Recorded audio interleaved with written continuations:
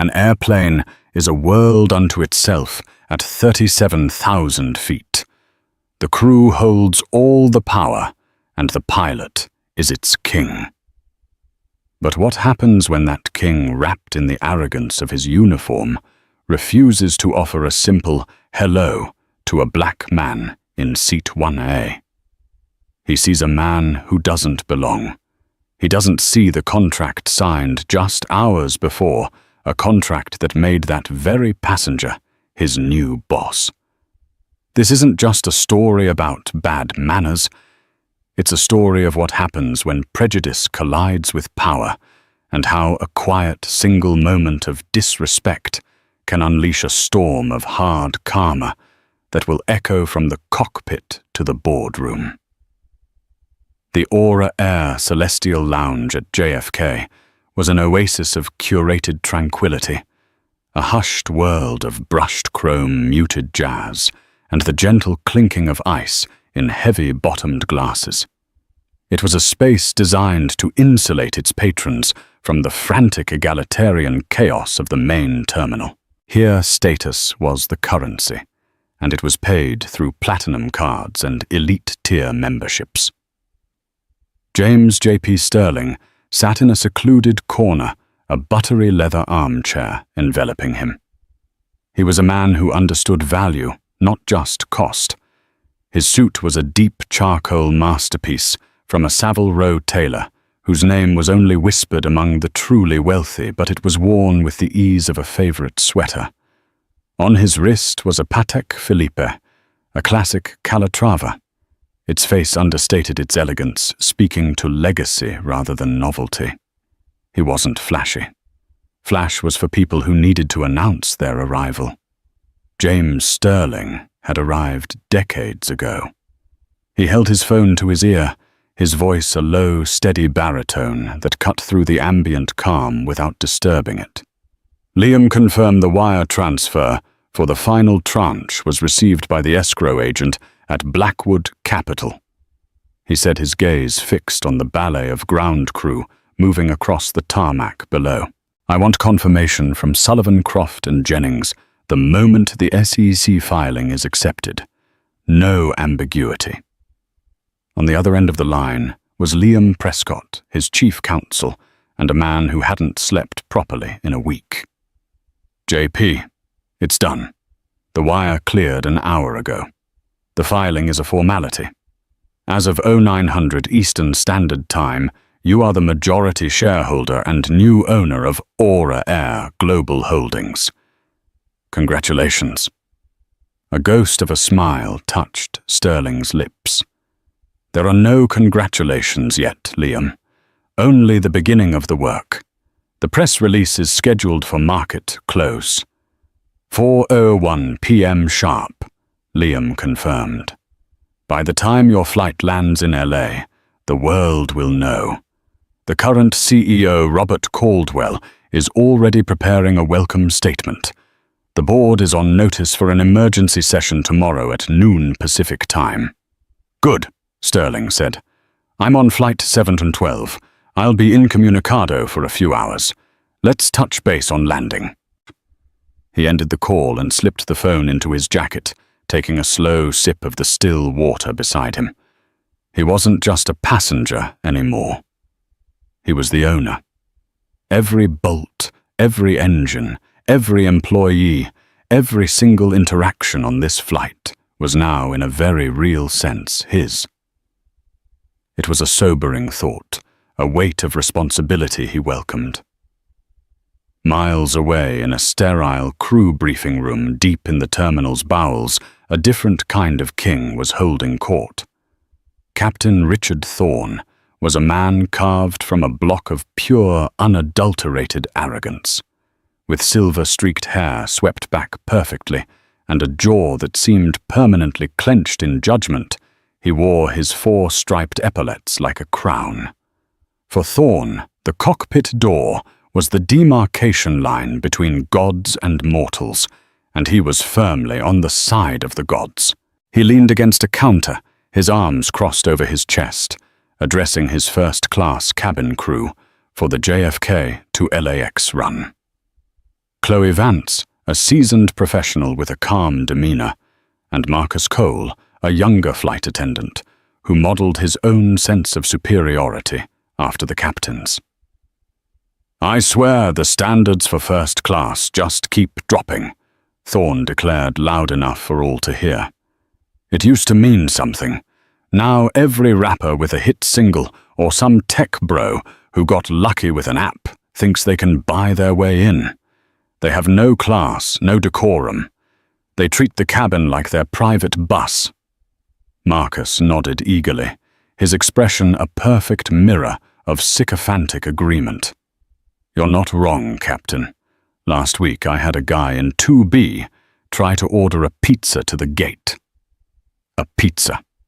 Thorne scoffed. "Exactly. It's a dilution of the brand. We are Aura Air. We represent a premium experience." He paused, his eyes sweeping over them. "Let's try to maintain some semblance of our standards today. A firm but welcoming presence. Make them feel they're in our world now, not the other way around." Chloe remained silent, her expression neutral. She'd heard Thorne's speeches before. She found them distasteful, a relic of an era she was glad was fading. For her, service was about treating every passenger with dignity, not judging the source of their funds. Boarding for Flight 712 began precisely on time. As a premier first-class passenger, James Sterling was among the first to walk down the jet bridge. The cabin was immaculate, bathed in the soft signature violet lighting of Aura Air. "Welcome aboard, sir," Chloe said from her position at the door, her smile genuine and warm. She glanced at his boarding pass. "Mr. Sterling, you're in 1A. Can I take your jacket for you?" "Thank you, Chloe," Sterling replied, his voice calm and appreciative as he easily read her name tag. He handed over his suit jacket. "I'd appreciate that." He settled into the spacious pod of Seat 1A, the most coveted on the plane, offering both privacy and a commanding view. He observed Chloe's efficient, graceful movements as she greeted other passengers. He saw Marcus, who offered a perfunctory nod to some and a more effusive welcome to others, his smile widening for the elderly couple in crisp linen and old money pearls. 5 minutes before the door was scheduled to close, Captain Thorne emerged from the cockpit to perform his traditional pre-flight walkthrough. This was not a safety requirement. It was a ritual of his own design, a lord surveying his manor. He moved slowly down the aisle, a charismatic, confident figure. "Welcome aboard," he said to the man in 1B, a film producer he recognized, shaking his hand firmly. "Good to have you with us again, Mr. Horowitz." "Always a pleasure, Captain." He greeted the couple in row 2 with a charming quip about the LA weather. He shook hands with the woman in 3A, a well-known politician, assuring her of a smooth flight. His progress was a stately public performance of welcome and authority. Then he reached Seat 1A. He saw James Sterling, a black man he did not recognize, sitting calmly in the best seat on the plane. Thorne's practiced smile tightened, vanishing almost entirely. His eyes, which had been warm and engaging moments before, became flat and dismissive. He did not slow his stride. He did not extend his hand. He did not offer a single word of greeting.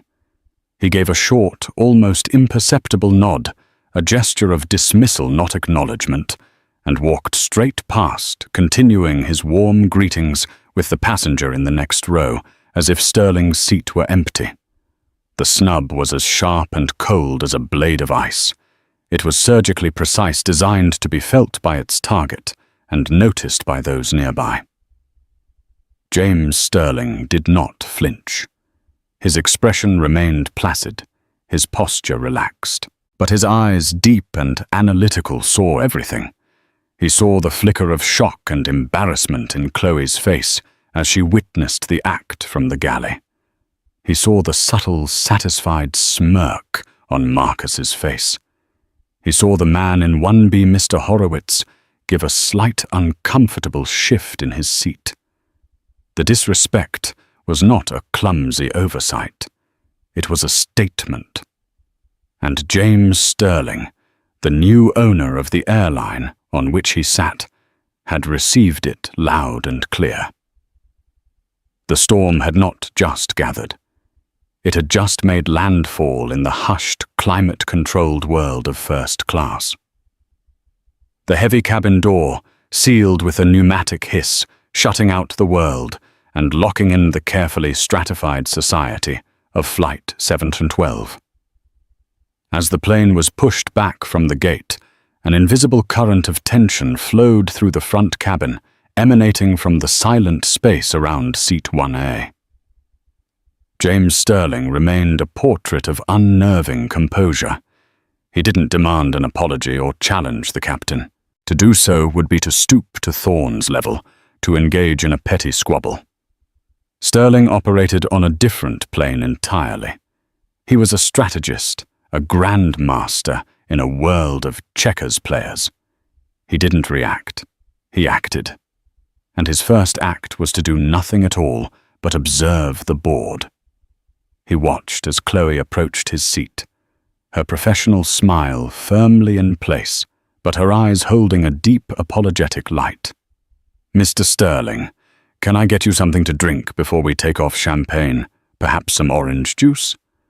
A bottle of still water would be perfect." "Thank you, Chloe," he said, his tone even and warm, subtly letting her know that she was not the target of his displeasure. He was distinguishing between the institution and its flawed agents. "Of course," she said, her relief palpable. In contrast, Marcus moved through the cabin with a renewed swagger, a low-grade mimicry of Captain Thorne's arrogance. He fussed over the producer in 1B, ensuring his pre-flight cocktail was mixed to his exact specifications. He engaged the politician in row 3 in a loud conversation about a recent bill displaying a feigned expertise. When he passed Sterling's seat, his movements were clipped, his presence deliberately cold. He was reinforcing the captain's silent decree. This man does not belong here. As the aircraft climbed to its cruising altitude, the seatbelt sign pinged off. Sterling opened his briefcase and retrieved a sleek, ultra-thin laptop. He needed to connect to the in-flight Wi-Fi. He tried to activate the entertainment screen in his pod to access the portal, but it remained stubbornly black. He pressed the power button again. Nothing. He pressed the call button. A moment later, Marcus appeared, his expression bored. "Yes?" The single word was laced with impatience. "My screen appears to be non-functional," Sterling stated simply, without any hint of annoyance. "I'd like to access the Wi-Fi." Marcus glanced at the dark screen without bothering to touch it. "Sometimes they're slow to initialize," he said with a dismissive wave of his hand. "The system will probably do a full reboot in an hour or so. It should come on then." He made no offer to try and fix it, no apology for the inconvenience to a passenger who had paid upwards of $10,000 for the ticket. He started to turn away. "That's not an acceptable solution," Sterling said, his voice still quiet, but now edged with a steel that made Marcus pause. "A key feature of this service is inoperative. I'm sure there's a manual reset procedure. Please perform it." Marcus was taken aback by the firm, direct command. His usual audience of passengers was either too timid or too self-important to be so direct. He bristled. "Sir, I'm not a technician. As I said, it will likely resolve itself." Before Sterling could respond, Chloe intervened, gliding to the side of the seat. "I do apologize, Mr. Sterling. Let me try the crew reset from the galley panel. It only takes a moment. Marcus, could you please bring Mr. and Mrs. Albright their Chenin Blanc?" Chloe handled the situation with practiced ease, de-escalating the tension and redirecting her colleague. Marcus shot a resentful look at Sterling before stalking off toward the galley. Chloe returned a minute later. "I've reset the connection to your seat, sir. It should come back online in the next 2 minutes. My apologies again for the delay." "Thank you, Chloe. Your professionalism is appreciated," Sterling said, making eye contact. The message was clear. He recognized competence and decency. The screen flickered to life. Sterling logged into the Wi-Fi, the connection surprisingly fast. He opened a secure email client and began to compose a message. The recipient was Robert. Caldwell at auraairholdings.com, the CEO. The subject line was concise, urgent matter, flight AA712. The body of the email was just as lean, stripped of all emotion, which only served to make it more menacing. Mr. Caldwell. This is James Sterling.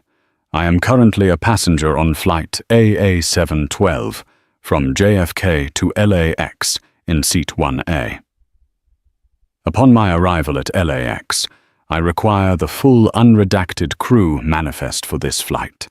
I also want the complete service and disciplinary records for the cockpit crew and the first-class cabin crew delivered to my executive assistant's secure inbox within the next 2 hours. Furthermore, clear your schedule. You and I will be having an emergency meeting as soon as I deplane. After that, I want the entire board convened for a virtual emergency session tomorrow at noon Pacific time. The subject of both meetings will be my in-flight experience today and the systemic cultural failures it represents. Regards, J.P. Sterling, majority shareholder, Aura Air Global Holdings. He hit send. The email shot from his laptop across a satellite and down to a server in a corporate high-rise in Chicago. In that moment, a digital torpedo had been launched, set to strike the hull of Aura Air's executive leadership the moment it landed in Robert Caldwell's inbox. Sterling closed his laptop. The first move had been made. Now he would wait. The cabin had settled into the quiet lull of a long-haul flight. Some passengers slept, others read. It was then that a new voice broke the silence. "Good God, is that you, JP?" Sterling looked across the aisle. In seat 2D sat Julian Croft, a well-known boisterous venture capitalist from Silicon Valley, his face a mixture of surprise and delight. Croft was a man who lived his life at high volume.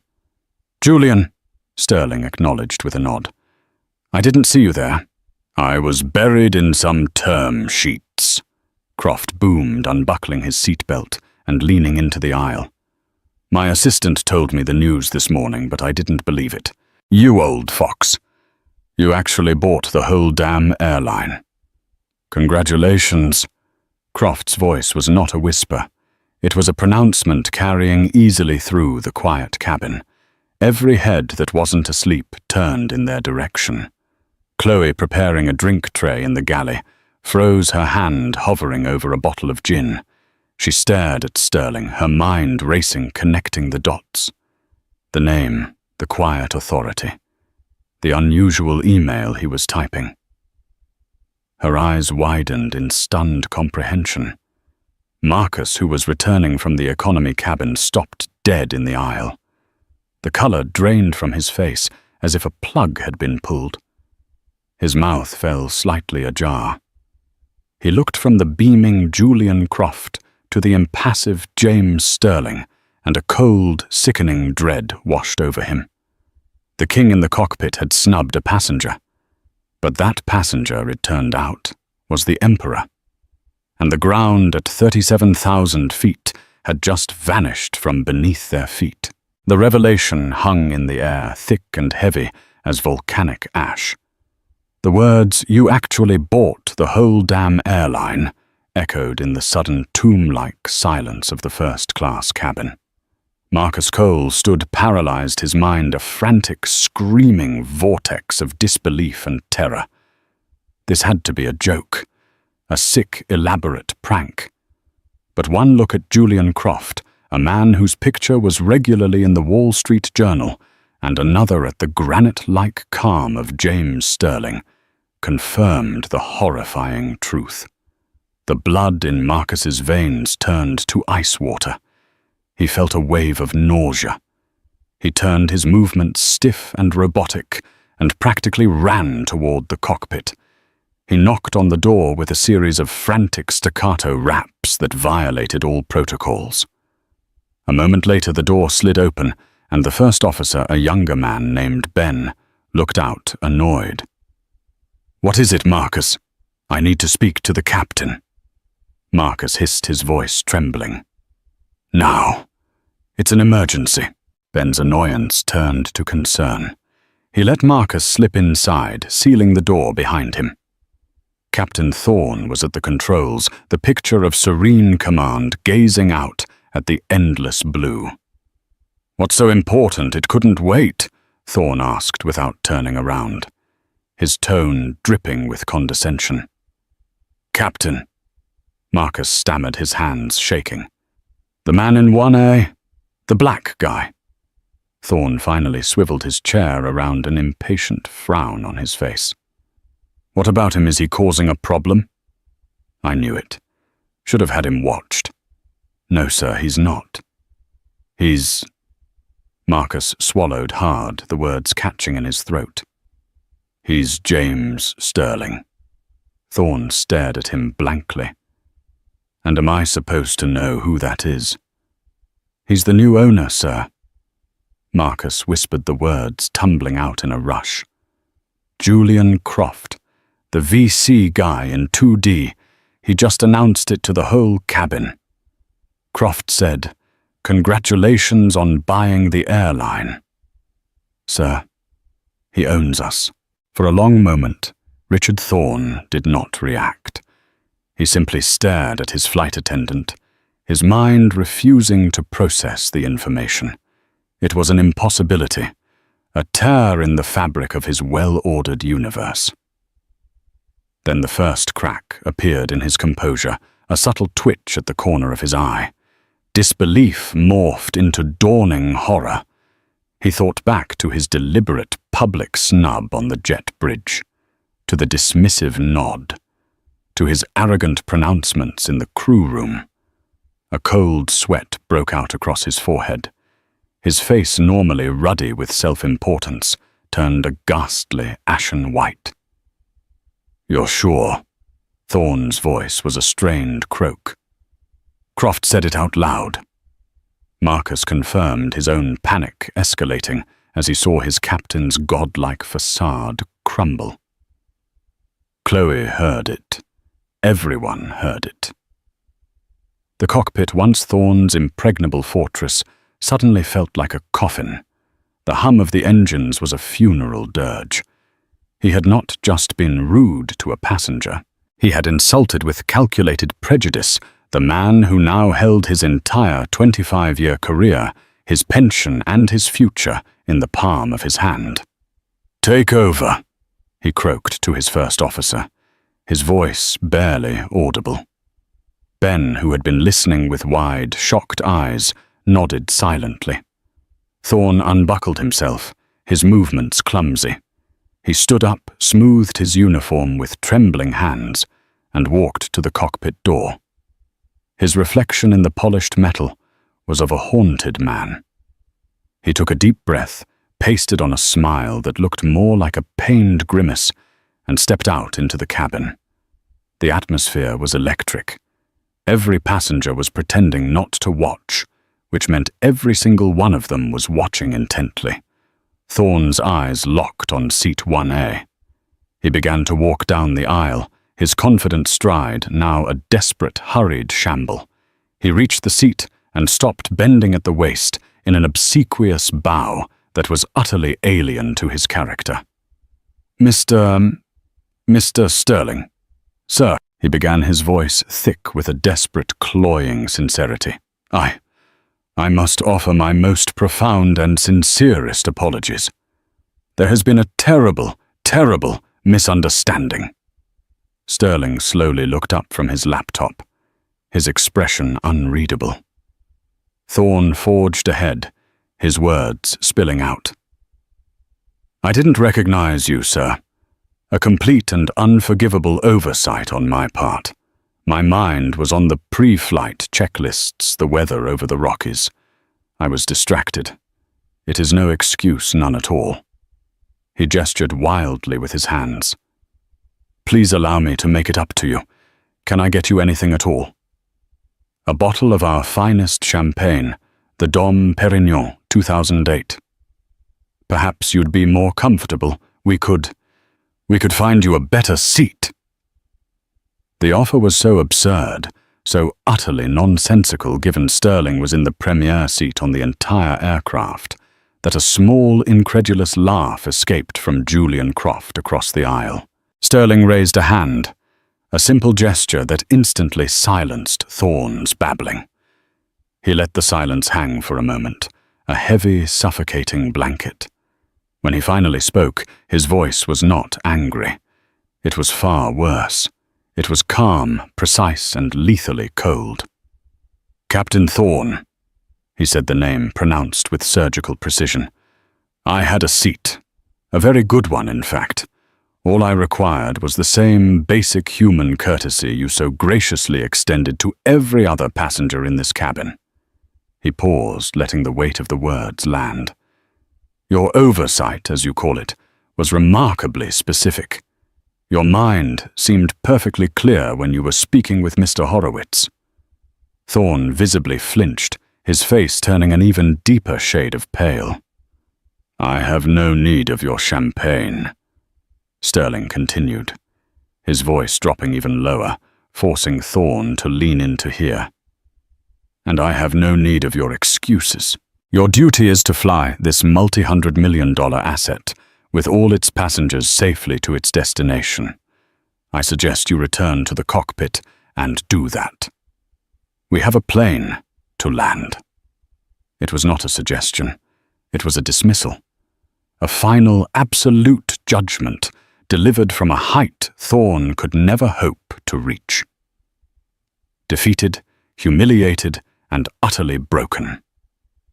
Captain Richard Thorne could only nod.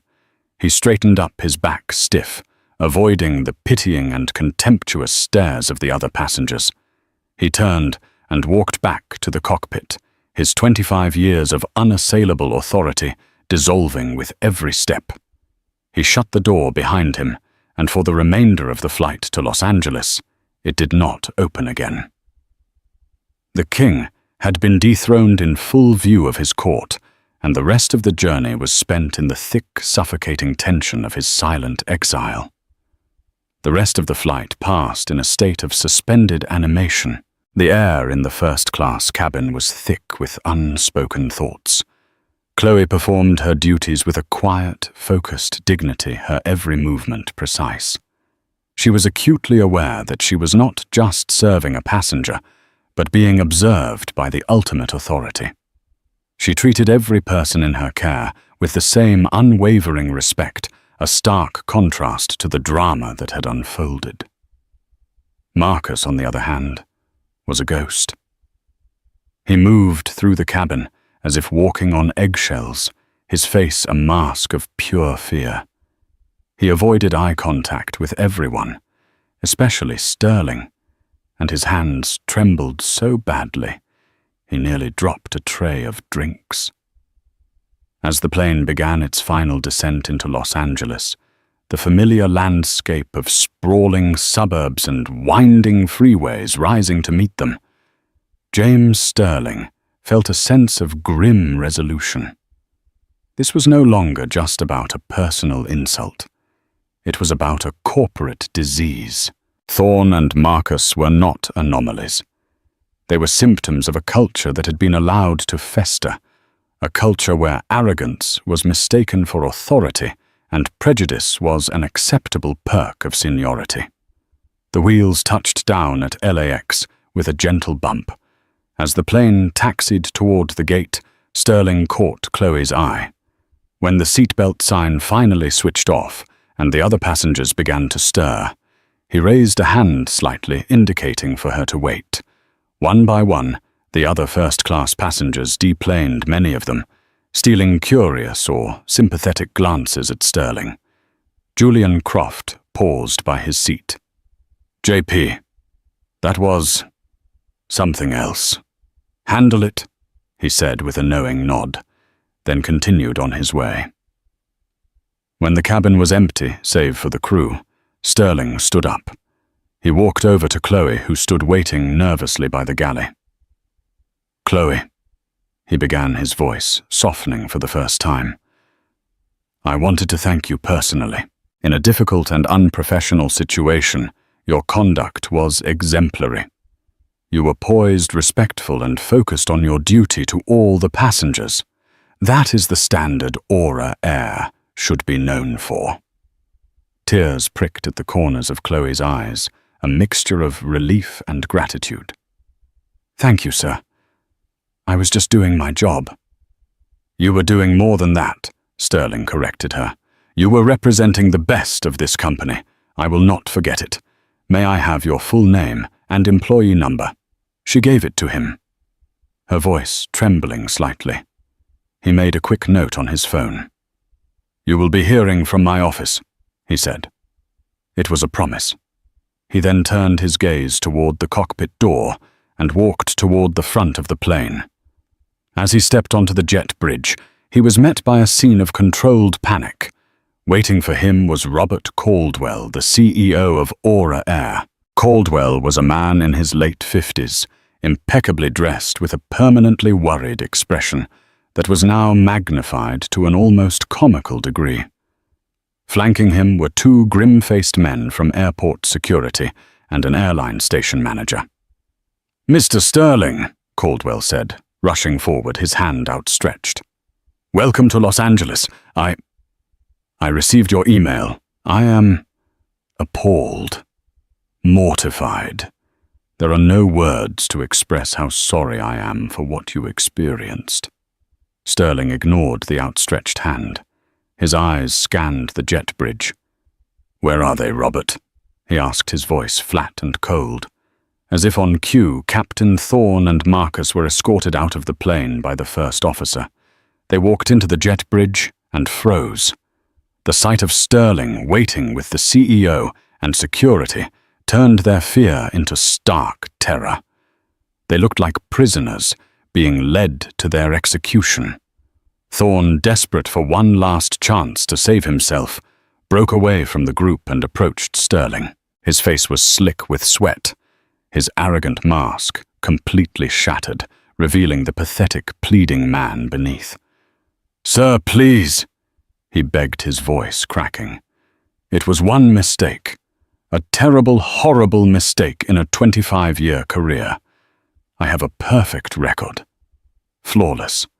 Ask anyone. Don't let one moment of poor judgment ruin my life."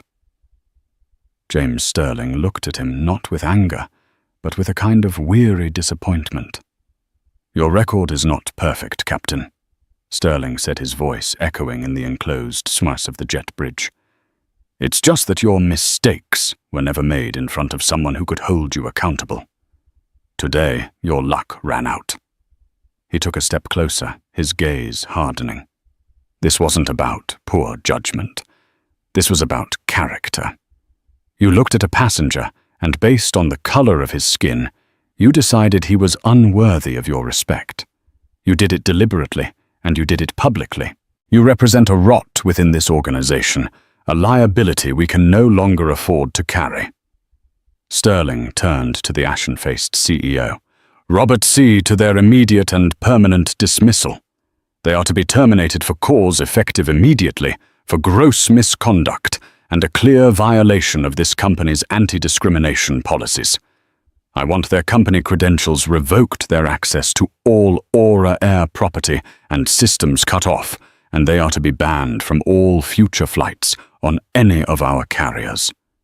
He then looked at Marcus, who was visibly trembling, trying to make himself as small as possible. "And you, Marcus, Sterling said, his voice cutting through the air. You were not a leader, but you were a willing accomplice. Your complicity has been noted, and it is just as toxic. Your dismissal is also effective immediately. He turned his back on them both, a final damning gesture. Security will escort you from the premises. You are no longer employees of Aura Air.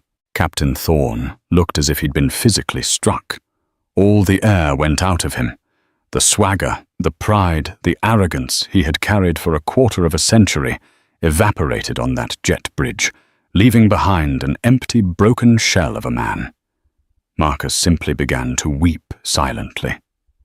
Robert Caldwell nodded grimly. Consider it done, Mr. Sterling. As the security guard stepped forward to lead the two former employees away, James Sterling walked past them without a backward glance, heading toward the terminal, toward his meeting and toward the monumental task of rebuilding the airline he now owned. The descent was over. The purge had just begun. Karma. James Sterling believed was not a mystical force. It was simply the logical, often delayed consequence of one's actions. For Captain Richard Thorne, the consequences were no longer delayed. They arrived with the force of a tidal wave, swift and utterly devastating.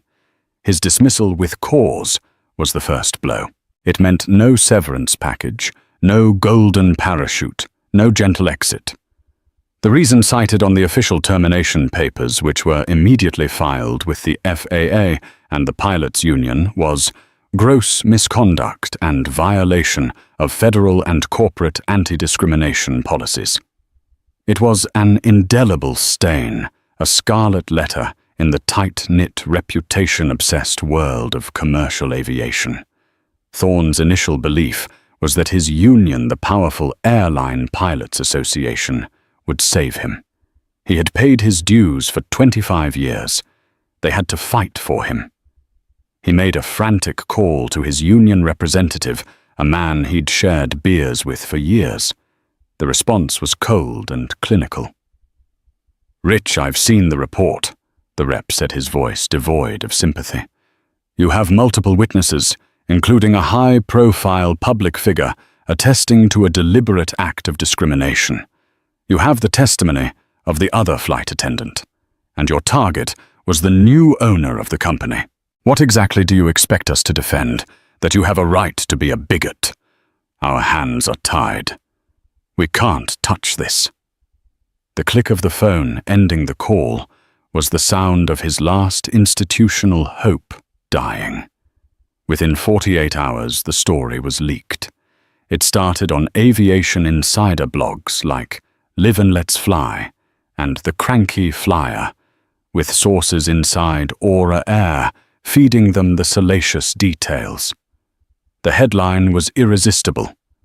Pilots snub scene round the world arrogant captain fired on tarmac after insulting new billionaire owner. From there, it went viral. The New York Post, the Daily Mail, and finally mainstream outlets like CNN and Forbes picked it up. Thorne became an overnight symbol of entitled prejudice. His face was plastered everywhere, a meme for karmic retribution. He was unemployable. No major airline in North America, Europe, or Asia would touch him. His applications were met with polite but immediate rejections. The with cause termination was a permanent black mark. He was radioactive. His only offers came from shady cargo carriers in war-torn countries, flying ancient planes for a fraction of his former salary. His pride wouldn't let him accept. The financial ruin followed. His lavish lifestyle had been predicated on a captain's salary. Without it, the mortgage on his sprawling Arizona home became an anchor dragging him under.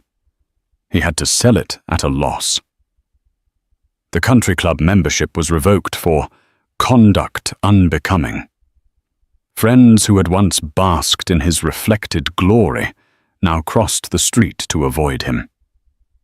A year after the flight, a journalist found him. He was no longer the preening, silver-haired god of the skies. He was a haggard, bitter man, sitting in a dimly lit dive bar in a dusty Phoenix suburb. He was nursing a cheap whiskey, complaining to anyone who would listen. "They ruined me." He slurred his words, thick with self-pity. 25 years of perfect flights, perfect landings. And for what? Because some guy was too sensitive, because he couldn't take a joke. The world's gone soft. It's not my fault. It was never my fault. He had learned nothing. He was a man trapped in the amber of his own arrogance, forever blaming the world for the consequences of his own choices. Marcus Cole's fall was less spectacular, but no less complete. As a junior employee, his story garnered less media attention, but within the industry he was just as toxic. He had been an accessory to Thorne's professional suicide. He tried to get jobs with other legacy carriers, hoping his youth would grant him a second chance. It did not. The story of Flight 712 had become a cautionary tale told in crew rooms across the country. He eventually found work, but it was a soul-crushing demotion. He ended up flying for a low-cost regional carrier, Sunhopper Air, working short-haul flights from Bakersfield to Fresno, serving lukewarm coffee and bags of pretzels. The crisp premier uniforms of Aura Air were replaced with a cheap polyester blend that chafed his skin, a constant irritating reminder of the man he used to be and the man he had helped destroy. For Chloe Vance, however, the consequences were of a different kind entirely. 2 weeks after the incident, she received a call from the office of the CEO of Aura Air. She was summoned to the corporate headquarters in Chicago. She walked into the meeting terrified, expecting to be reprimanded for her role as a witness. Instead, she found herself in a boardroom with Robert Caldwell, and via a large video screen, James Sterling. "Ms. Vance." Sterling began, his voice professional but warm. "I told you on the plane that your conduct was exemplary. I meant it. You represent the future of this company, not its past." He then laid out his plan. He was creating a new executive-level division, the Department of In-Flight Experience and Cultural Development. It would be responsible for completely overhauling all customer service training, from the gate agents to the cockpit crew. "I want you to lead it," Sterling stated. "You will be given the title of Vice President. You'll have a budget, a team, and my full support to design and implement a new training program built on the principles of equity, dignity, and universal respect. I want you to use what you saw on Flight 712 as the foundation for what we must never become again." Chloe was stunned into silence. She was being offered a promotion that leapfrogged her over 2 decades of seniority, a position of immense responsibility. She accepted, her voice choked with emotion. She became the face of the new Aura Air. Her story, the story of the professional, empathetic flight attendant who was recognized and rewarded by the new owner, became a powerful piece of internal corporate messaging. At the emergency board meeting, James Sterling was a force of nature. He didn't just report the incident. He used it as a lever to force radical change. "What happened on that flight was a symptom of a deep systemic sickness," he told the stunned board members. "A culture of arrogance and entitlement has been allowed to flourish. It stops today." He pushed through a series of sweeping reforms. New mandatory and rigorous anti-bias and anti-racism training for every single employee, developed by leading experts and overseen by Chloe's new department. A new, completely anonymous, ethical line reporting system managed by a third-party firm so employees could report misconduct without a fear of reprisal. And finally, he unveiled a multi-$100 million marketing campaign. The old slogan, "Fly the Aura," was scrapped. The new one was simple, direct, and powerful, born directly from the events on Flight 712. Aura Air. Every journey, every passenger matters. The market reacted. After a brief dip when the news of the firings first broke, Aura Air's stock began to climb steadily. The story of the pilot's dismissal was no longer a PR crisis, it was a PR triumph. It showcased a new owner who was decisive, ethical, and willing to clean house. It signaled a new era. James Sterling hadn't just bought an airline, he had given it a soul. The karma that had crushed one man was now lifting an entire corporation to new heights. 3 years passed. The story of Flight 712 had receded from the volatile memory of the 24-hour news cycle. But within the aviation industry and the walls of Aura Air, it had become a foundational myth. It was the company's year zero, the painful, public, and ultimately transformative moment when everything changed. Chloe Vance, now the respected vice president of in-flight experience and cultural development, walked the gleaming halls of a state-of-the-art training facility near O'Hare that the press had nicknamed the Sanctuary. Her ascent had not been without turbulence. The first 6 months were a trial by fire. She faced immense resistance, a wall of passive aggression and outright hostility. Senior managers, men who had been with the company for decades, saw her promotion as a personal affront, a stunt. Veteran pilots, a notoriously insular group, dismissed her initiatives as corporate fluff and referred to her department as the Charm School. One senior captain had even confronted her in a hallway, his voice dripping with condescension. "With all due respect, Ms. Vance, you used to serve coffee. What can you possibly teach me about command?" Chloe, recalling the quiet steel she had witnessed in James Sterling, met his gaze without flinching. "With all due respect, Captain," she had replied calmly. "I can teach you that command without character is just tyranny at 30,000 feet. And tyranny is no longer part of our business model." The exchange had been witnessed, and it spread through the company like wildfire.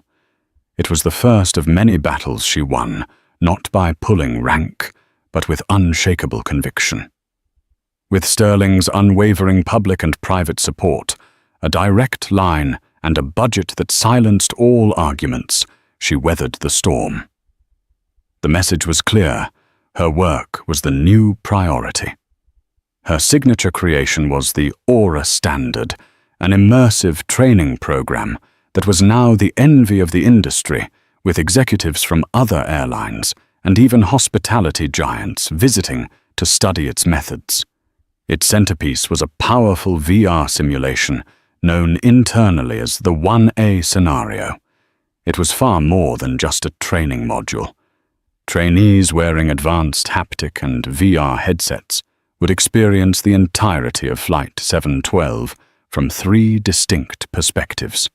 First, as a bystander passenger, feeling the awkward tension, hearing the whispers. Second, as Chloe herself, feeling the professional duty mixed with personal dismay. But the final, most transformative part was experiencing it as James Sterling. They felt the cold weight of the captain's dismissive gaze, the deliberate act of being made invisible. The simulation was so effective that it was common for veteran pilots to remove their headsets, visibly shaken. Some even moved to tears, confessing they had never truly considered the impact of such minor slights. It was one thing to read about prejudice in a manual. It was another to feel its sting, even virtually. Aura Air itself was reborn. The numbers told a compelling story. The stock price had nearly tripled. Employee retention was at an all-time high, and diversity in hiring, especially for senior cockpit and management roles, had increased by a staggering 40%. But the real change was in the intangibles, the countless small stories that now defined the airline. The gate agent in Denver, who during a snowstorm used her own credit card to buy pizza for a plane full of stranded passengers, an act that was celebrated, not punished, by management. The maintenance crew in Dallas that grounded a plane for a minor sensor issue that the old culture might have pushed through, earning them a bonus for their diligence. The ethical line had become a vital tool, an early warning system that had already on several occasions allowed management to intervene and resolve issues of misconduct before they could escalate into a full-blown crisis. James Sterling sat for his 3-year anniversary interview with Forbes magazine. The journalist Sarah Jenkins was sharp and well prepared.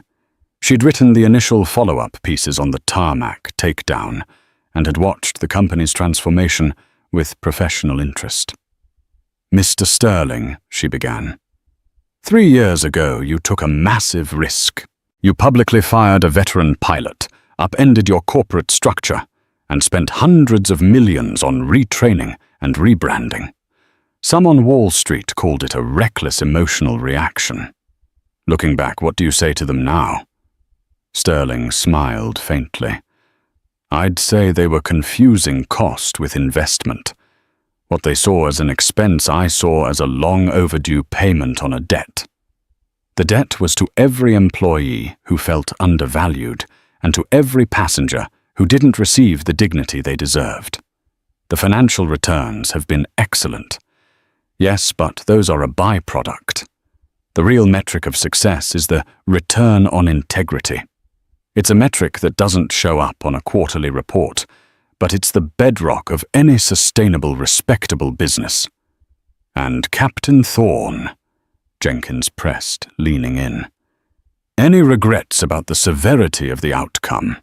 Some argued he was a product of a flawed system, and that firing him so publicly was ruthless.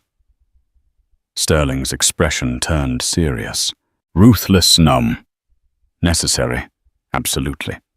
Captain Thorne was both a product of the system and a willing pillar supporting it. You cannot cure a disease by politely asking the cancer cells to behave. You have to remove them. His public dismissal wasn't about punishing one man. It was about sending an unequivocal message to 10,000 employees. The old way of doing things is over. My deepest regret is not for Captain Thorne, but for the fact that a man like him was allowed to represent my company for 25 years. My regret is for every quiet indignity that went unseen because the victim wasn't the owner of the airline. He steepled his fingers, his gaze direct. This was never about me, Miss Jenkins. It was a teachable moment, and I used the biggest classroom I had. A brand isn't a logo. It's a promise. We are now in the business of keeping it. 6 months after that interview, Sterling boarded Aura Air Flight 101 from San Francisco to Tokyo. He flew commercial, often always unannounced, always in 1A. It was his version of a surprise inspection, a way to experience his company as his customers did. As he settled in, he reflected on the journey. He thought of Robert Caldwell, the once fretful CEO, who had embraced the new philosophy with the zeal of a convert, and the once skeptical board members who now lauded his vision in every meeting. As the last passengers boarded, a young pilot emerged from the cockpit. He was a black man, Captain Anthony Harris, his uniform immaculate, the 4 stripes on his epaulets shining under the cabin lights. Sterling knew of him. Harris was one of the first major promotions under the new merit-based review system, a brilliant pilot who had been repeatedly passed over in the old days. But Harris didn't start his walkthrough at the front. He bypassed the first-class cabin entirely and made his way to the very back of the aircraft. Sterling watched, intrigued, as a murmur went through the premium cabin. Harris stopped at the last row by the galleys and lavatories. He leaned down and spoke to a young woman who looked like a student traveling on a tight budget. He introduced himself, shook her hand, and thanked her for choosing to fly with them. Then he did the same for the passenger next to her. He moved slowly, methodically up the entire length of the plane. He knelt to speak to a small child, giving a reassuring nod to an elderly man, and shared a brief laugh with a group of businessmen in the Economy Plus section. He made eye contact with every single person, treating each one not as a seat number, but as a valued guest. It was the Aura standard in its purest, most authentic form. Finally, he arrived at the first-class cabin. He greeted the other passengers with the same quiet respect he'd shown everyone else. And then he stood before James Sterling. "Mr. Sterling," he said, extending his hand. His smile was genuine, a mixture of professional respect and shared understanding. "It is a true honor to have you aboard today, sir." Sterling rose slightly and took the captain's hand. It was a firm, confident grip, the grip of a man who was comfortable in his own skin and secure in his authority. "The honor is all mine, Captain Harris," Sterling replied, his voice filled with a deep, quiet satisfaction that went far beyond a healthy stock price. "Have a safe and pleasant flight." "We will, sir," Captain Harris replied with a nod. "We'll take good care of your plane for you." As the captain returned to the cockpit, Sterling settled back into his seat and looked out the window. The sun was setting, painting the clouds in shades of orange and fittingly violet. The plane wasn't just his asset anymore. It was a testament. The culture, the people, the very soul of Aura Air was now something he could be proud of. The cycle of arrogance had been decisively broken. A new bearing had been set, and under a new generation of leadership, the airline was finally flying toward a clearer, more decent horizon. That single quiet act of disrespect set off an earthquake, and when the dust settled, the entire landscape had changed. It's a powerful reminder that true authority isn't in a title or a uniform, but in character. The world is full of Richard Thorne's people who let prejudice blind them, but it's also full of James Sterling's who have the power to demand accountability, and Chloe's who remind us of the power of simple professional decency. What did you think of the captain's fate? Was it justified? Let me know your thoughts in the comments below.